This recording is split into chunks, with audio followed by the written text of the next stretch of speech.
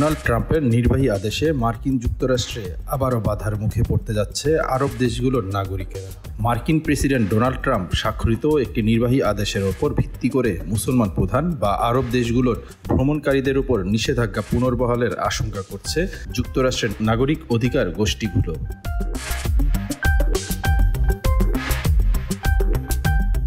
দায়িত্ব গ্রহণের দিনই তিনি অনেকগুলো নির্বাহী আদেশে সই করেন। আরব বংশোদ্ভূতদের প্রতি বৈষম্য বিরোধী সংগঠন আমেরিকান আরব অ্যান্টি ডিসক্রিমিনেশন কমিটি বলছে 2017 সালে ট্রাম্প ভ্রমণে নিষেধাজ্ঞা দিয়েছিলেন। সেটিকে ন্যায্যতা দিতে যে আইন ও বিধি অনুসরণ করা হয়েছিল সেগুলোর উপর নির্ভর করে নতুন আদেশ দেয়া হয়েছে।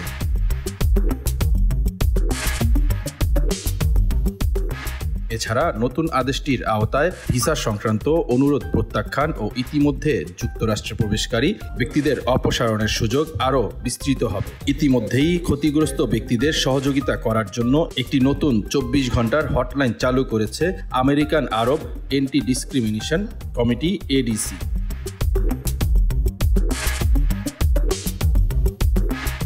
The national Iranian American council বলেছে, ট্রাম্প যুক্তরাষ্ট্রকে বিদেশি সন্ত্রাসী, অন্য জাতীয় নিরাপত্তা ও জননিরাপত্তা হুমকি থেকে সুরক্ষিত রাখা সংক্রান্ত যে নির্বাহী আদেশটি দিয়েছেন তা যুক্তরাষ্ট্রের পরিবারগুলোকে প্রিয়জন থেকে বিচ্ছিন্ন করবে।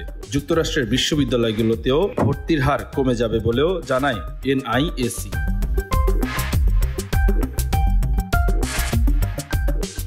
গেল সোমবার উল্লেখিত নির্বাহী আদেশটিতে স্বাক্ষর করেন ডোনাল্ড ট্রাম্প। এর মধ্য দিয়ে যুক্তরাষ্ট্রের বিচার, গোয়েন্দা ও স্বরাষ্ট্র বিষয়ক শীর্ষস্থানীয় কর্মকর্তাদের 2 মাসের সময়সীমা দেয়া হয়েছে। যেসব দেশের যাচাই বাছাই ও তল্লাশি করার প্রক্রিয়া ত্রুটিপূর্ণ সেসব দেশ এই সময়ের মধ্যে চিহ্নিত করতে হবে।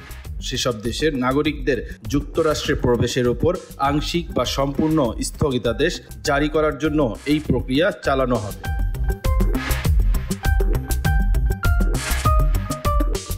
2017 সালে ট্রাম্প প্রেসিডেন্ট হিসেবে প্রথম মেয়াদে দায়িত্ব নেওয়ার পর 7টি মুসলিম সংখ্যাগরিষ্ঠ দেশের ভ্রমণকারীদের ওপর নিষেধাজ্ঞা দিয়েছিলেন।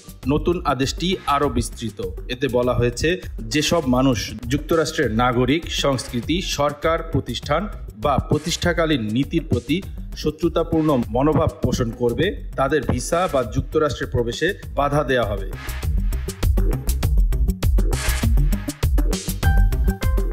তাদের এই আদেশ এমন একটি প্রক্রিয়ার সূত্রপাত করেছে যেটা 2021 সালের জানুয়ারি থেকে দেয়া ভিসাগুলো বাতিলের পথ করে দিতে পারে। ট্রাম্প বরাবরই বলে আসছেন, নির্দিষ্ট দেশ ও নির্দিষ্ট মতাদর্শের মানুষের ওপর তিনি ভ্রমণে নিষেধাজ্ঞা বাস্তবায়ন করবেন।